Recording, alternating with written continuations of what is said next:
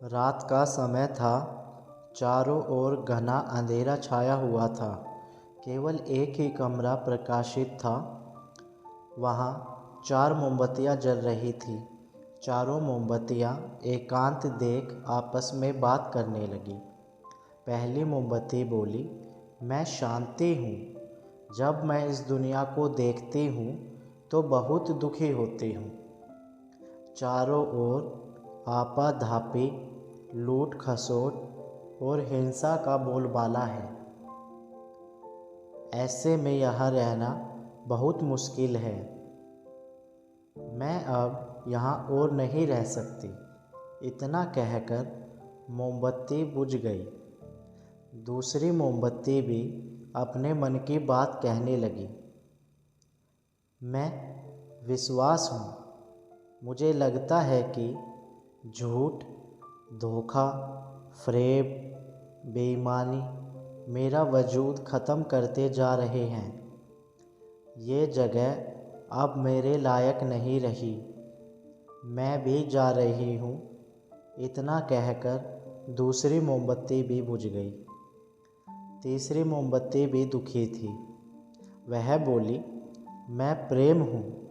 मैं हर किसी के लिए हर पल जल सकती हूँ, लेकिन अब किसी के पास मेरे लिए वक्त नहीं बचा। स्वार्थ और नफ़रत का भाव मेरा स्थान लेता जा रहा है। लोगों के मन में अपनों के प्रति भी प्रेम भावना नहीं बची। अब ये सहना मेरे बस की बात नहीं। मेरे लिए जाना ही ठीक होगा, कहकर तीसरी मोमबत्ती भी बुझ गई। तीसरी बत्ती बुझी ही थी कि कमरे में एक बालक ने प्रवेश किया। मोमबत्तियों को बुझा हुआ देख उसे बहुत दुख हुआ। उसकी आंखों से आंसू बहने लगे। दुखी मन से वो बोला, इस तरह बीच में ही मेरे जीवन में अंधेरा कर कैसे जा सकती हो तुम? तुम्हें तो अंत तक पूरा जलना था, लेकिन तुमने मेरा साथ छोड़ दिया। अब मैं क्या करूँगा?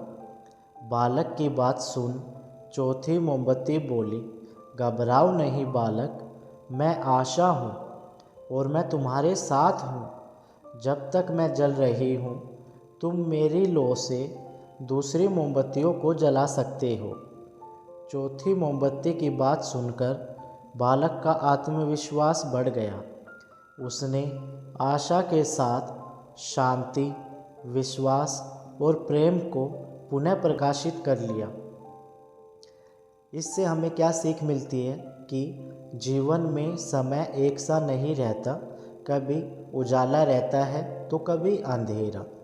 जब जीवन में अंधकार आए, मन अशांत हो जाए, विश्वास डगमगाने लगे और दुनिया पराई लगने लगे, तब आशा का दीपक जला लेना। जब तक आशा का दीपक जलता रहेगा, जीवन में कभी अंधेरा नहीं हो सकता।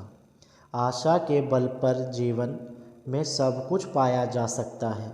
इसलिए आशा का साथ ना छोड़ें। Thank you.